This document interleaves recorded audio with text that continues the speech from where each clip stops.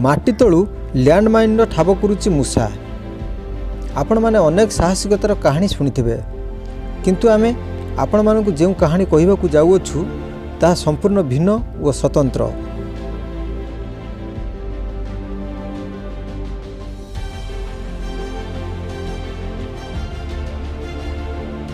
आज आमे आपनकु एमिति एक मूषा बाबद कहबू जे कि 71 लैंडमाइन खोजी हजार हजार लोकों जीवन रक्षा करि परिछि।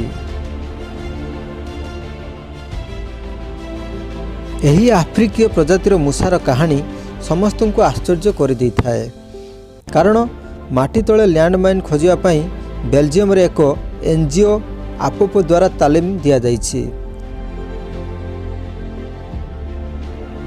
मागावा नामक एही मूषा गत वर्ष निजर साहसिकता पई ब्रिटिश रो 4टा टॉप सिविल अवार्ड मध्य पाई सारिछि। जेतेबेले कि पूर्वरु केवल तालीम प्राप्त कुकुर मानकु तांकर साहसिकता कार्य पई अवार्ड दिया जाउथिला। काम्बोडियार दक्षिण पूर्व एशिया देश रे लैंडमाइन चिन्हट करिवा समय रे एही मूषा को तालीम दिया जाइथिला। ट्रेनिंग परे मागावा खूब भल काम करिथिला।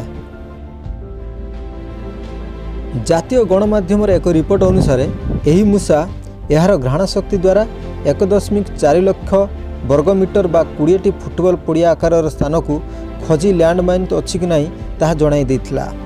यह द्वारा हजार हजार लोकों जीवन रक्षा करि परिथिला। खाली एतिक नुह, यही मूषा मध्य 28टी जीवंत विस्फोरक को ठाब करि परिछि।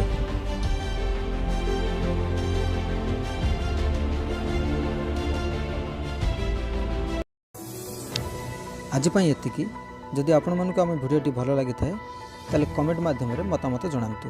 आ आम चैनल को लाइक शेयर और सब्सक्राइब करी बेल आइकन टी को दबाई दियंतु। रहुछु, नमस्कार।